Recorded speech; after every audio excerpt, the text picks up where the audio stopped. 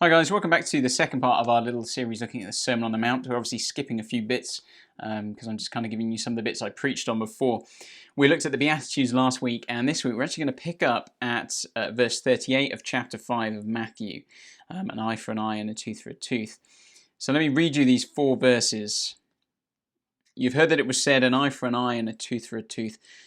But I say to you, do not resist the one who is evil. But if anyone slaps you on the right cheek, turn to him the other also. And if anyone would sue you and take your tunic, let him have your cloak as well. And if anyone forces you to go 1 mile with him, go with him 2 miles. Give to the one who begs from you, and do not refuse the one who would borrow from you. So I guess one of the kind of defining phrases of our modern world would be, well, you can't do that to me because I have rights. And we live in a society, don't we, that is just absolutely obsessed with rights. You know, I've got a right to do this or a right to do that, or we think about getting what is ours by right. And actually, rights can be a good thing, can't they? You know, if you think about the Human Rights Act, I think many of us would struggle to take issue with a lot that's in there. You know, under Human Rights Act, you have a right to life, a right not to be tortured or enslaved. You have a right to freedom unless you're convicted. You get a fair trial. You can hear evidence against you in court. You've got the right to privacy, to marry, freedom of thought, religion, belief, free speech. Not to be discriminated against on gender and religion and disability, sexuality, all kinds of things like that. All great things. Or you think about consumer rights, which are generally good things. You know that any product you buy has to be satisfactory quality. It has to be fit for purpose. It needs to be as it was described. And I don't know about you. I've certainly made some purchases over the years where I felt a bit more secure buying something, knowing that I've kind of got that 14-day period under which I can send stuff back, or if it's not fit for purpose, I can get my money back. And on the whole, rights are like that, aren't they? They're a good thing which can be used for people's protection. But actually, rights can be abused, can't they? Even by law. I was surprised to discover that actually abuse of rights is the exercise of a legal right only to cause annoyance, harm, or injury to another. So you could do something which is kind of essentially your right, but you could do it in a way that therefore makes it illegal as well.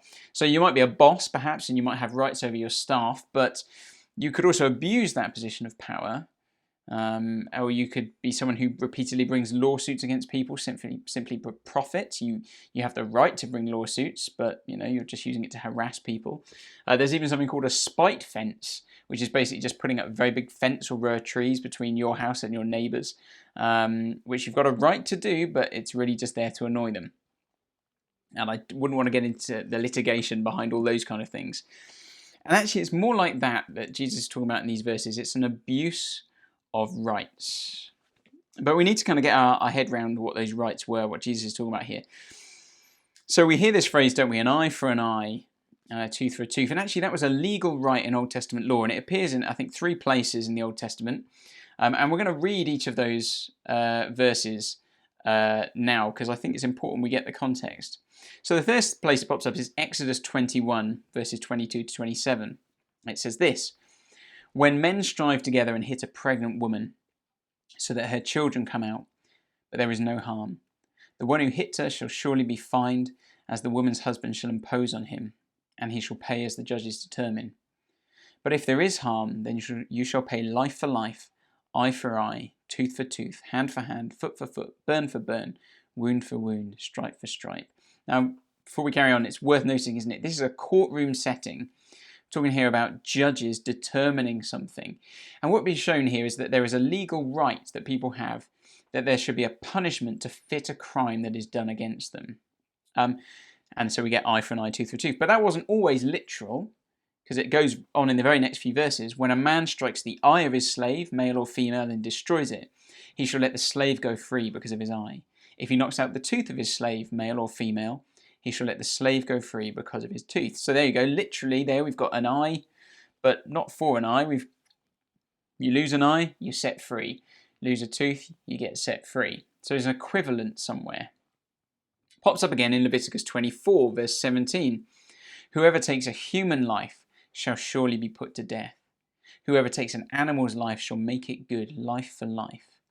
If anyone injures his neighbour, as he has done, it shall be done to him. Fracture for fracture, eye for eye, tooth for tooth. Whatever injury he has given a person shall be given to him. Whoever kills an animal shall make it good, and whoever kills a person shall be put to death. You shall have the same rule for the sojourner and for the native, for I am the Lord your God. Again, we're seeing here that there was a right punishment to fit the crime, and that punishment could be different in different circumstances. And we also see that the same law is applied for the non-Jew, for the sojourner or the native. It didn't matter. And then it pops up again in Deuteronomy 19, verse 16. If a malicious witness arises to accuse a person of wrongdoing, then both parties to the dispute shall appear before the Lord, before the priests and the judges who are in office in those days. The judges shall inquire diligently, and if the witness is a false witness and has accused his brother falsely, then you shall do to him as he had meant to do to his brother. So you shall purge the evil from your midst, and the rest shall hear and fear, and shall never again commit any such evil among you. Your eye shall not pity, it shall be life for life, eye for eye, tooth for tooth, hand for hand, foot for foot. So again, just notice this is a courtroom setting before the priests and the judges who are in office. And we also see that actually the eye for an eye thing was supposed to be a punishment that was a deterrent for people. The rest shall hear and fear and shall never again commit such evil amongst you. Now, some people would say, wouldn't they, in today's society, well, eye for an eye really is just it's a barbaric practice. It's a relic of a barbaric time. And, Gandhi famously said, an eye for an eye leaves the whole world blind. I think you probably forgot you have two eyes. But anyway, his thing really was, though, that it could escalate, couldn't it? You take an eye, someone takes an eye, you take another eye, everyone ends up blind. That was kind of his thing.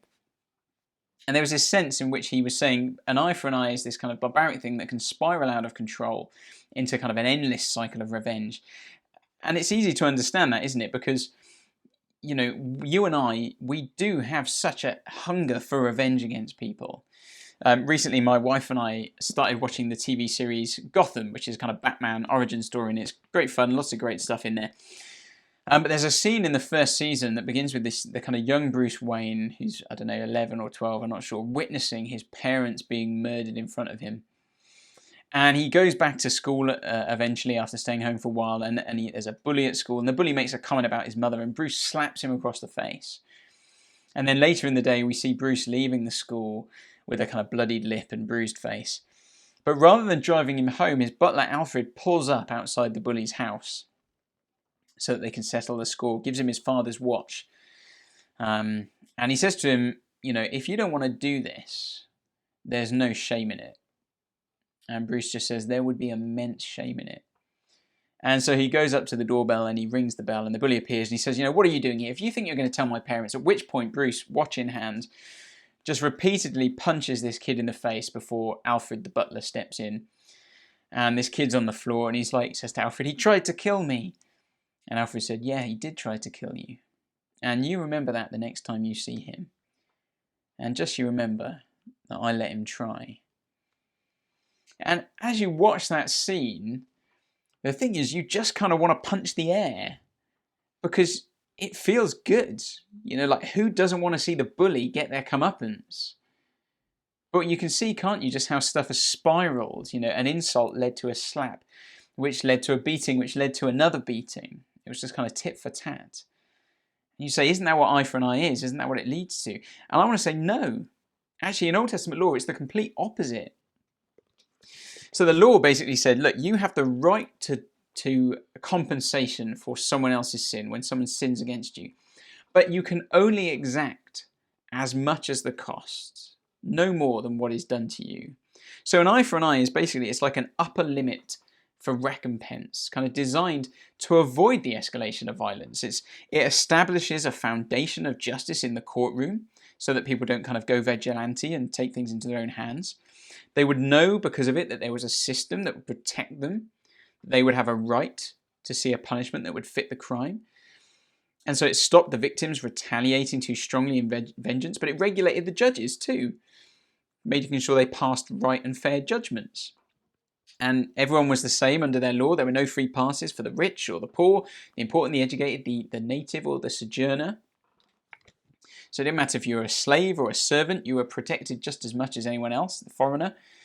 And you think of the phrase, the famous phrase, justice is blind, and you think of the statue of Lady Justice with her sword in her hand and her blindfold on, saying she doesn't see race, doesn't see colour, doesn't see wealth. And that's what it's supposed to be like. And you look at that, and when you understand it like that, you go, that's a pretty good system. And actually, you'd say that's arguably fairer than most of ours in the West, even though ours are built on that. Well, we know, don't we, that actually your wealth and your background can certainly either get you off or get you convicted in our court system. So you kind of go, okay, great. So what's the problem? Like, why is Jesus kind of seemingly overturning this very good thing? And is Jesus contradicting himself? Because only a few verses earlier, he says he's not come to abolish the law, but to fulfill it, and that none of it's going to pass away. And yet here he seems to be going, well, yeah, but remember that bit about an eye for an eye? Well, let's just forget that bit and do something else. Well, have a look at verses 39 to 42 again. I say to you, do not resist the one who is evil. But if anyone slaps you on the right cheek, turn to him the other also. And if anyone would sue you and take your tunic, let him have your cloak as well. If anyone forces you to go 1 mile with him, go with him 2 miles. Give to the one who begs from you, and do not refuse the one who would borrow from you. You read that and you kind of go, do not resist the one who's evil. Like, really? You think, so what, you're being mugged or raped or attacked in the street, and you think, what, you're saying I shouldn't fight back, or should we not call the police? Or we think it bigger, should we stand idly by and let the Hitlers and Stalins of the world just do what they want? And, some people would look at these verses and have used these verses over the years to basically say, well, yeah, we shouldn't do those things. And they're saying this is total pacifism.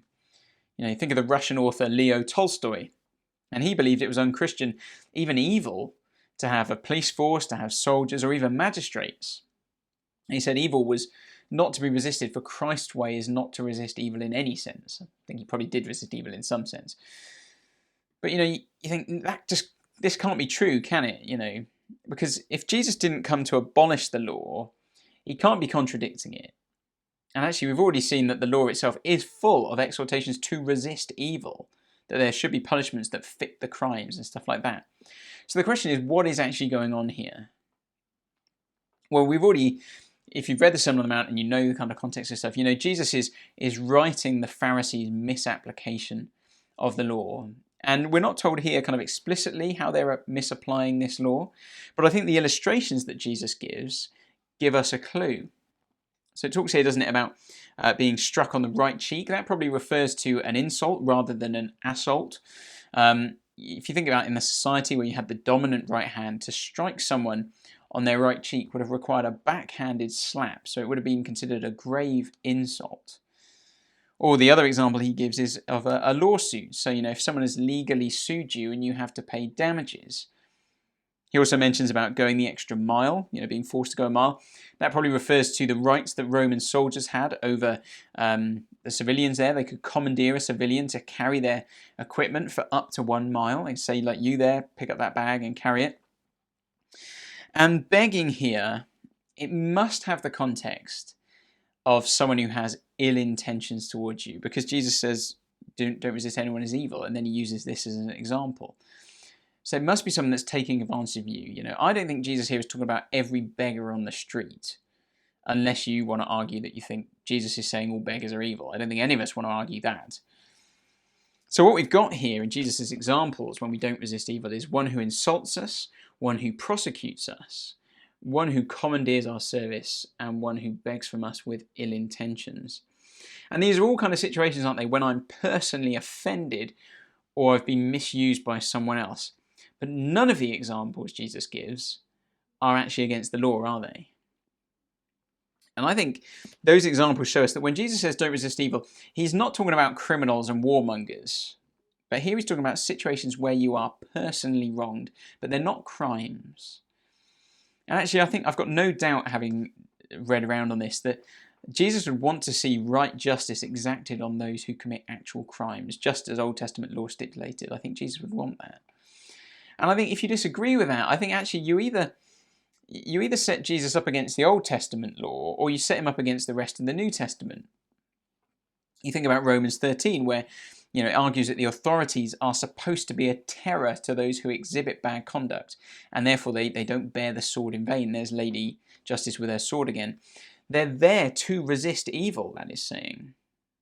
And so, if we say Jesus is contradicting that, then we're saying the whole thing is contradictory. So I actually don't think these verses are an argument for pacifism or not fighting back when we're attacked. And actually, I don't think these verses have anything to say on the validity of just war or the death penalty or questions like that. Maybe other verses that do. But this is talking about a very different context. And I think what Jesus is saying here is that personal retaliation is wrong. And in that sense, he is absolutely in line with what the Old Testament and the New Testament say. So in Proverbs 24, verse 29, it says, "Do not say, 'I will do to him as he has done to me. I will pay the man back for what he's done.'" Or as we see, that's Old Testament. New Testament, Romans 12, verse 17, "Repay no one evil for evil, but give thought to do what is honourable in the sight of all. If possible, so far as it depends on you, live peaceably with all.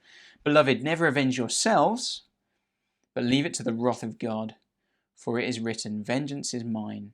I will repay,' says the Lord." So the contrary, if your enemy is hungry, feed him. If he's thirsty, give him something to drink. For by doing so, you will heap burning coals on his head. Do not be overcome by evil, but overcome evil with good. And actually, even that final section of that Romans bit there about heaping coals on people's heads and feeding your enemy, that's a quote from Proverbs 25. So Jesus is not bringing a new idea here. But the Pharisees had taken a law that was used to administer justice in the courtroom, and they'd started to apply it into situations of personal retaliation. So much so that actually getting even with someone was now seen as your right. And so there was this Old Testament law that was designed to remove personal vendettas, and now it's being used to increase cycles of escalating retaliation. And Jesus basically just goes, no, don't do that. In those situations, you do have rights. Not an eye for an eye, that's out of context, but you still have rights. You have the right to respond to an insult. You have the right to only pay what the court rules in your lawsuit. You have the right to go just 1 mile, because that's what the soldiers can ask of you. You have the right to decline the beggar. But Jesus says, don't cling to your rights. Lay them down for others. You've got these rights, you can decline. But don't cling to your rights. Lay them down for others. And that's so countercultural then, and it's massively countercultural now, isn't it?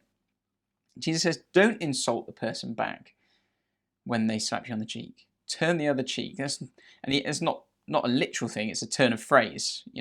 He just means bear it patiently, turn the other cheek. I heard about someone once who literally was slapped and just kept turning the other cheek again and again and got a very red face. And it doesn't mean that. But Jesus says, lay down your right to retort. Or if you're in this lawsuit, you're going to lose your tunic, throw in your cloak too. Exodus 22, verses 26 and 27 show us that actually the cloak was the inalienable right, that you had to get someone's cloak back to them by the end of the day. And Jesus is saying, if someone wants your shirt, lay down your right to your cloak as well. Someone asks you to walk a mile, you don't kind of say, well, no, who do you think you are? You don't know who I am, or just grudgingly do the mile. He says, no, go further. Go the extra mile. That's where we get the phrase, lay down your right to just stop. Or if the person who begs of you, don't just say, look, well, it's my money and I have the right to do with it as I please. Jesus says, give. I think here he's opposing a kind of penny pinching and tight-fistedness. Actually our attitude should be more than, well, I'm all right, Jack. Actually, we should be generous and lay down our rights. So Jesus is saying, look, don't meet like with like, but meet like with love. Go above and beyond. So the question, I suppose, for us really is, well, will we lay down our rights? And I suppose the way we answer that depends on what matters most to us. If it's myself and my own rights, so that everything is interpreted by how it affects me or what people think of me, we may think like that. Or it may be that we think about it revolving around God and the good of others. So, maybe you've got rude neighbours. Can we be gracious with our inconsiderate neighbours despite their rudeness? They're not breaking the law. Can we go above and beyond in our work for a boss who takes advantage of us rather than simply doing what we're required to do? Or can we refuse to be dragged into a war of words at work, but patiently bear the insults? Now, I'm not saying there aren't necessarily situations when we shouldn't speak against those things. There may be times we should speak against those things. But we should consider whether our response comes from a place of good intention or simply wanting to even the score. So, the question is, will we lay down our rights, even if there may be great shame in it? Even if people might think of us as foolish or weak because we don't respond to attack or we seemingly get taken advantage of. But actually, I want to say someone who's strong enough to assert their rights and then not do it is quite the opposite of someone who is weak. Just look at Jesus. He is someone who absorbed the blows, didn't he? He prayed for forgiveness for his murderers as they murdered him. As 1 Peter 2:23 says, when he was reviled, he did not revile in return. When he suffered, he did not threaten, but continued entrusting himself to him who judges justly. So let me end again with those words from Romans 12, verse 17. I think this helps sum it up for us. Beloved, never avenge yourselves, but leave it to the wrath of God, for it is written, vengeance is mine, I will repay, says the Lord. To the contrary, if your enemy is hungry, feed him. If he's thirsty, give him something to drink, for by doing so you will heap burning coals on his head. Do not be overcome by evil, but overcome evil with good.